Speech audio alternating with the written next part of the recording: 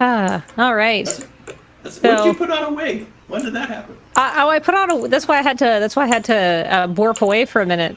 That's what I said in chat or Slack. I was like, "Can you borp me off stage?" and they knew what I meant. So, but we're about to do a skit. It's just one of them organic desert bus bits that just happens, and you sort of go along with it.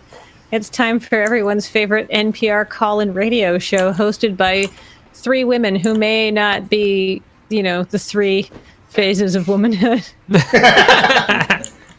It's time for Quiet Time. Mm-hmm. So, it's the call-in radio show. Hello, welcome to Quiet Time. Hi. It's so good lovely to have. I'm so sorry, Erica. We just yelling over you. Go right ahead, please. We're all just so excited to be here. I'm just always so glad to be back with my co-hosts on QYIT Quiet Time Radio.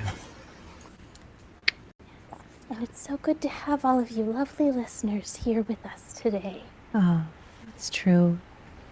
I'm just thrilled. But today, even though we're settled in with our coziest sweaters and our biggest tea, we've actually got a really exciting show for you.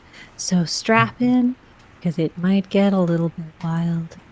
Today, we're doing a call-in show where you can just tell us what you've been up to recently. Mm-hmm. We always love to hear from our listeners and find out what's going on in their lives. Mm-hmm.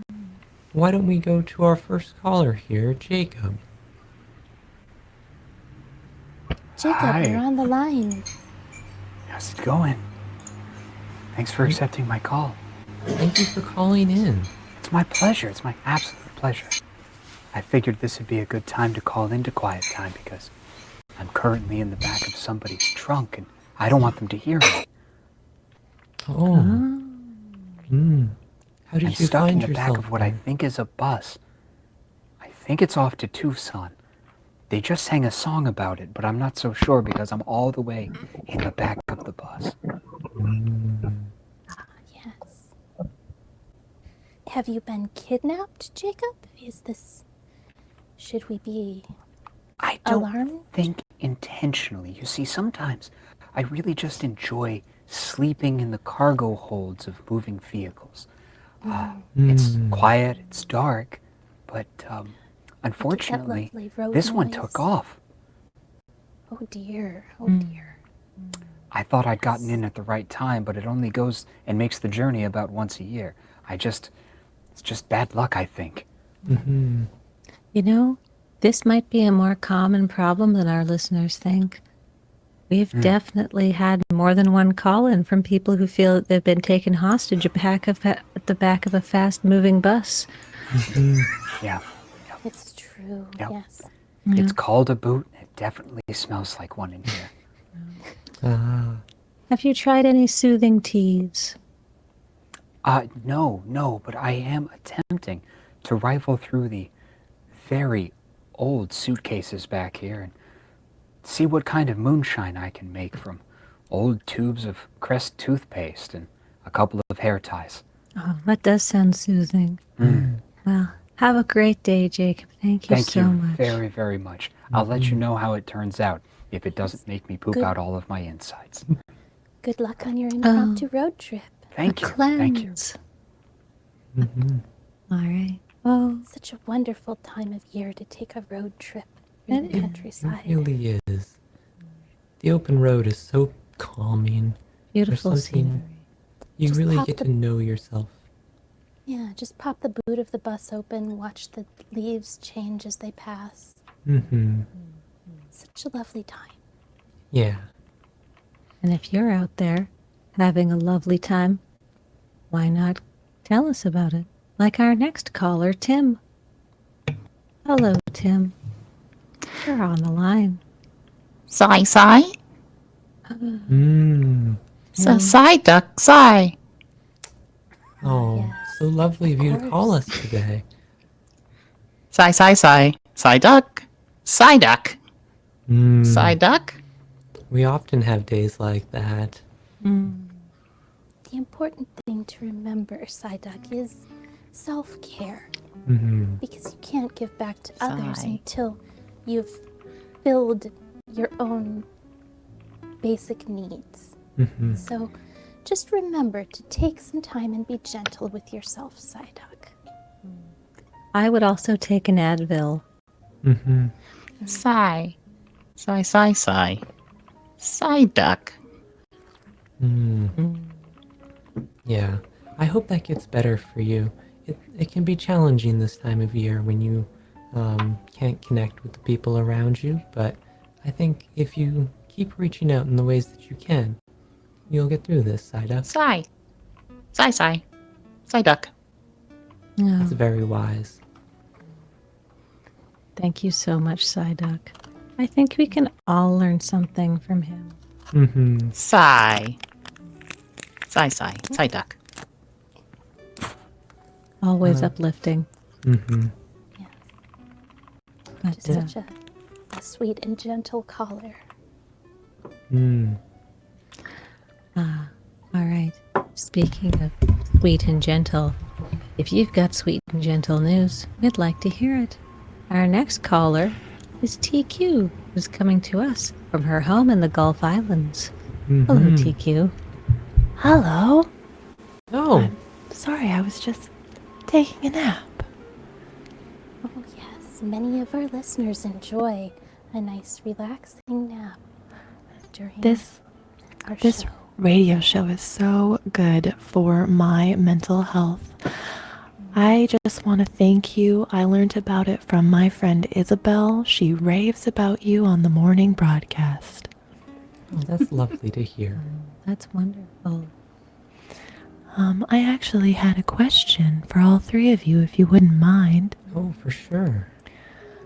I was wondering what your best advice is for a type of tea to relax by the riverside, because I get overwhelmed by the amount of carps I'm catching. Yes.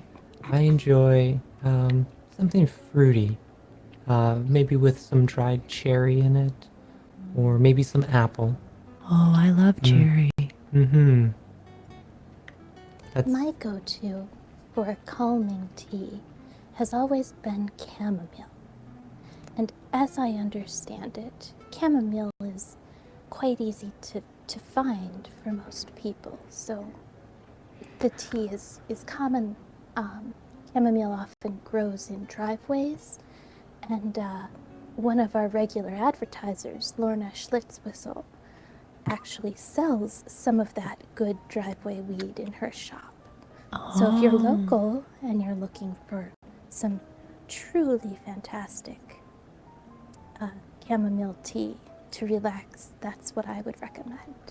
Well, I'm not local, but I would love to come and visit your lovely city one day, but it's hard to get off the island sometimes. The dodos are not always available. For some reason, they go away on some sort of digital vacation on occasion. But thank you so much for your tips while I go catch more sea bass. More sea bass. I hope you find other fish soon. It's There's all plenty of them out there. Thank you. And thank you for your show. excellent. Well, thank you. Our next caller is Julie. Julie, you'll have to tell me what you're drinking in your sumptuous mug there. Well, Kathleen, thank you so much for taking my call. My sumptuous mug is actually filled with a blend that Erica just recommended. It is a Celestial Seasonings Black Cherry Berry, made that with sounds- both apple and cherry, and it is hot and red like many of my insides. Oh, that's just lovely. I've really been taking your advice on coziness to heart. Oh, I am actually also wearing 2 sweaters right now. Oh, However, that's wonderful. no. I am something of a gamer, and I would like to min-max my Hyuga. Do you have any recommendations for more things I could be doing to be even cozier? To approach the event horizon of coziness. To look in the mirror and see what is yarn and what is woman, and not be able to tell the difference. That is what we all seek. Yeah. How many scented candles do you have going right now? I only have the one. It is very large. Oh. Well, you could try getting up to at least 3 scented candles. That's a good place to start, and then from there, I would maybe look into a good heating pad. I like to scatter my scented candles around the room so I can just have the candle light. No overhead lighting, none of these glaring ring lights, just the candles. And the quiet of the flickering flame. Many people also find that furs and animals, remnants of animals, bring them comfort indoors. So I think for the ethical and vegan choice, bringing an elk into your living room will really cement that Scandinavian vibe, but in a non-cruel way. As we know, if you're cold, they're cold. Bring them inside. Yes. That's wisdom I can truly take to heart. Thank you. Thank you. Thank you so much, Julie. Well, our next caller is also in Club Tea. Matt, please, what are you drinking today?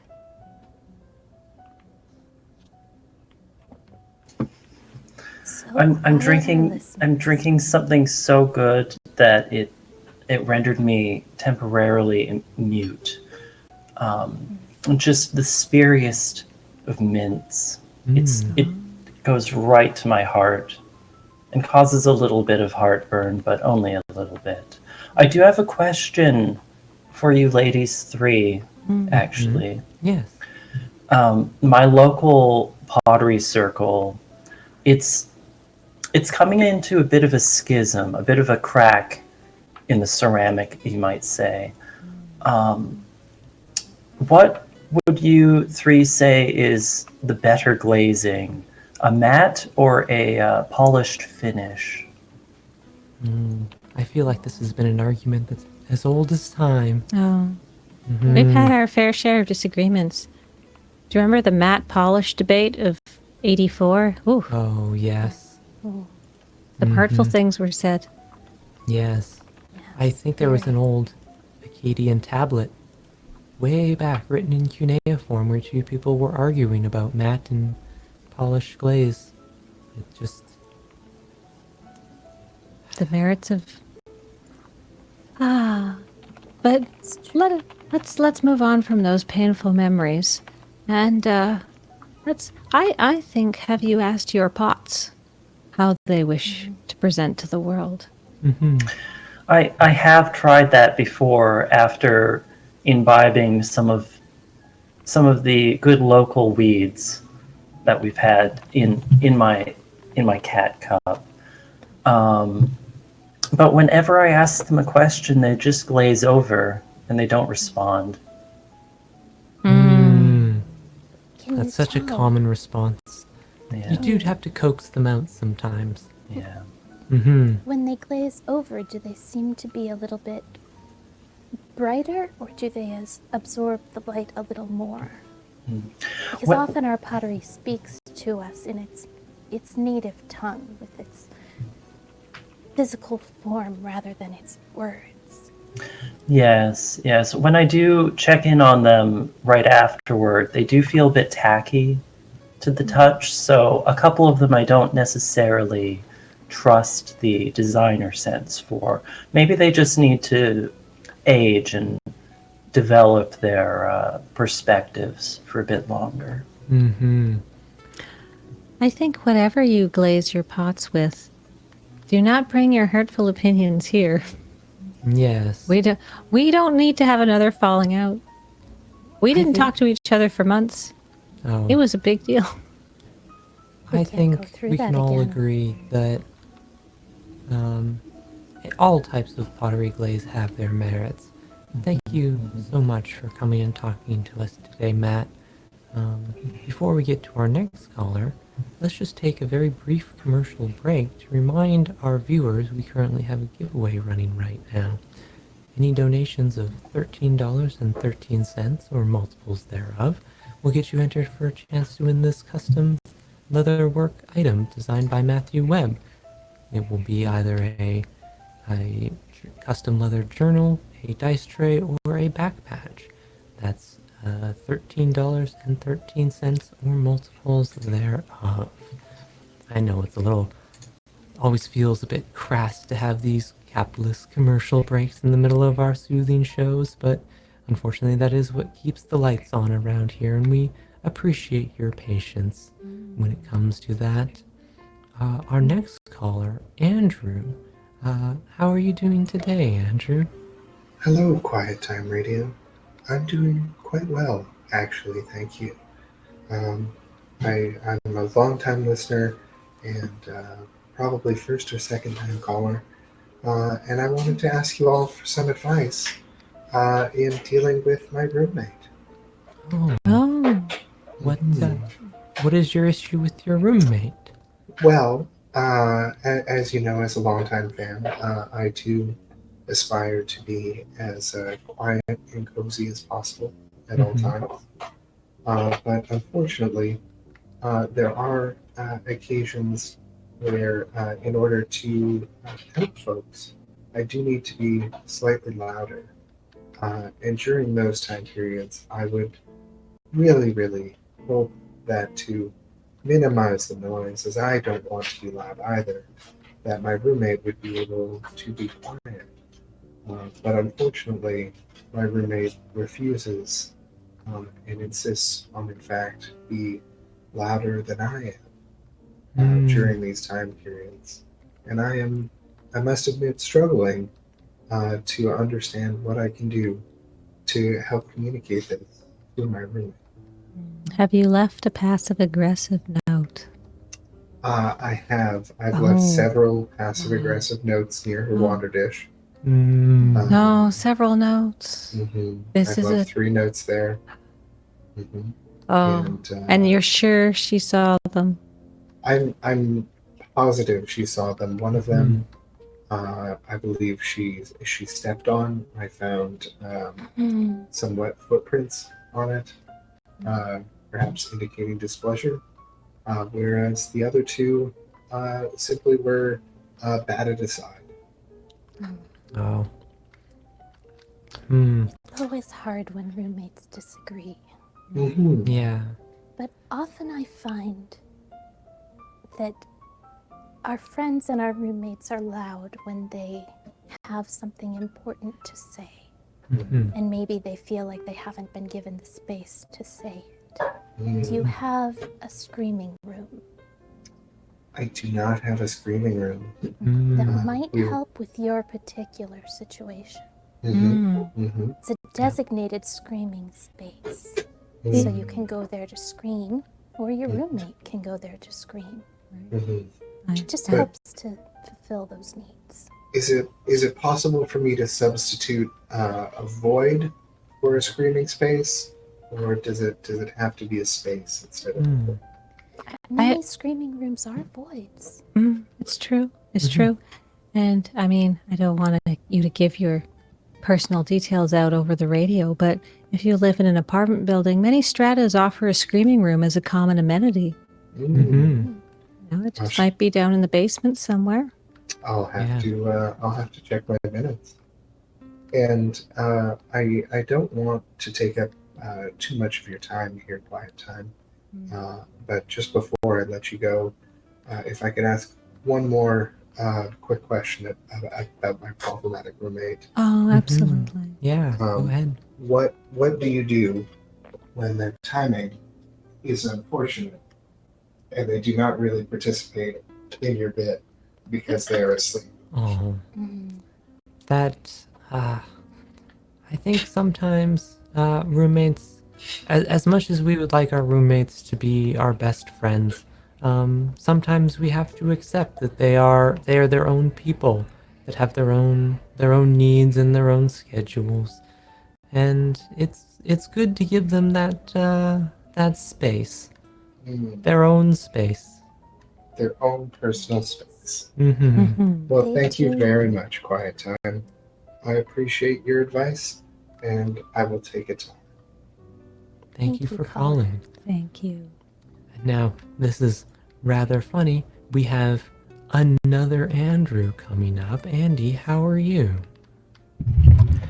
I'm doing real well, thanks for asking. How's the show going so far? Oh, it's been a lovely day. Thank you for asking. Been No problem. just so exciting. I can hear it in your I tone. can barely contain myself. Well, I called and I've got a question for you. I've been trying to do more nature bathing lately to sort of absorb whatever this giving fall has to offer. But I live in a very urban area and there isn't a lot of green space. How can I take advantage of the autumnal gifts?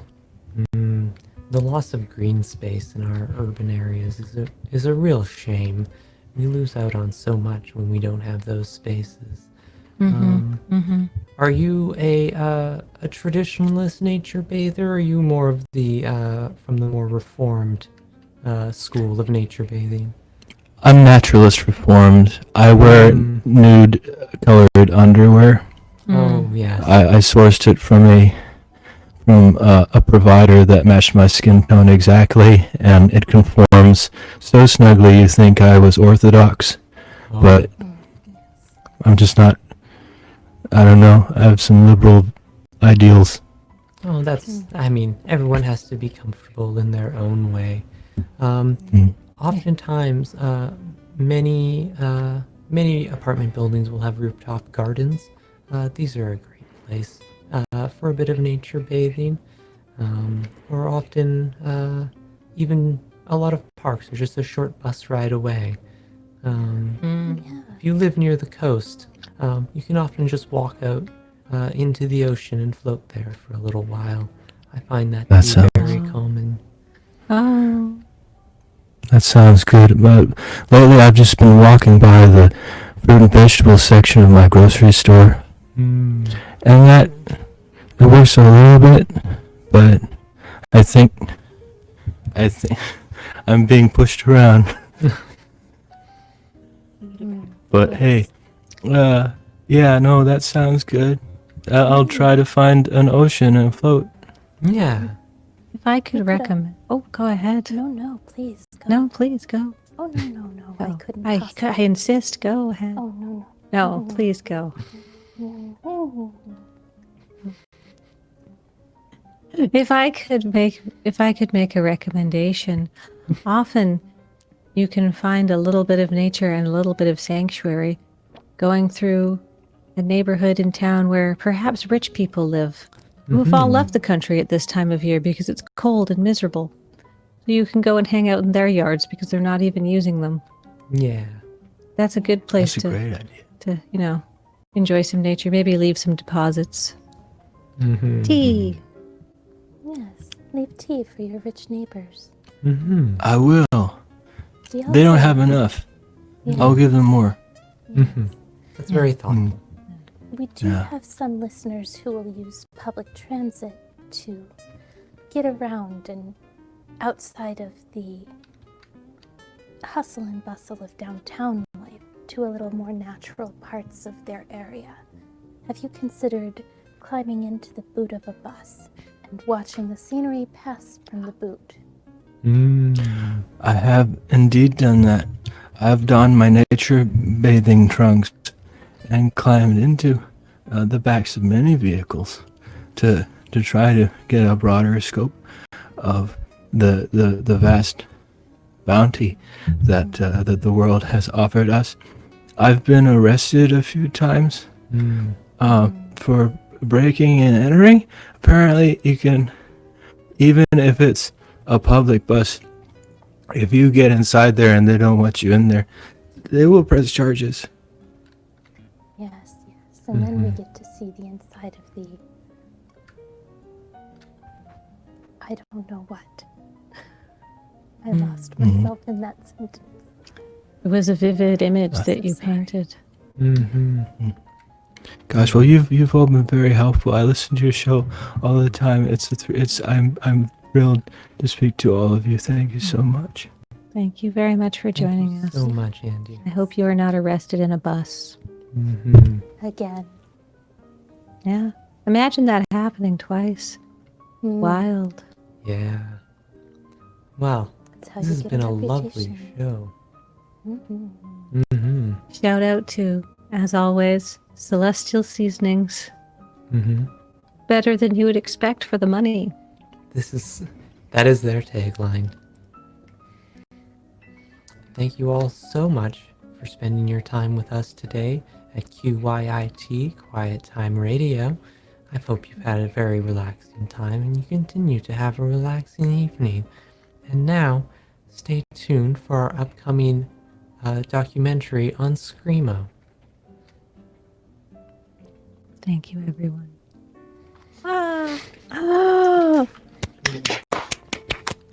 That was so good. I can't believe I you took love it to Quiet Screamo. Time. Yeah. Quiet Time Radio. Am I stuck inside an NPR tote bag? Aren't we all really? The NPR tote bag of life. Oh, it's always kind of hard to get out of that character. I was like, talking a normal voice. I think it helps when you're wearing an uncomfortable wig. Yes. That's pretty good. This wig is in bad shape. I'm going to have to take this hoodie off because it's actually really warm in here. Right. I'm also pretty warm after that scarf. Yeah. I meant what I said about Celestial Seasonings, though. That's literally what I'm drinking right now, and it's pretty good. Yeah, it is. That's exactly how I would describe Celestial Seasonings. Yeah.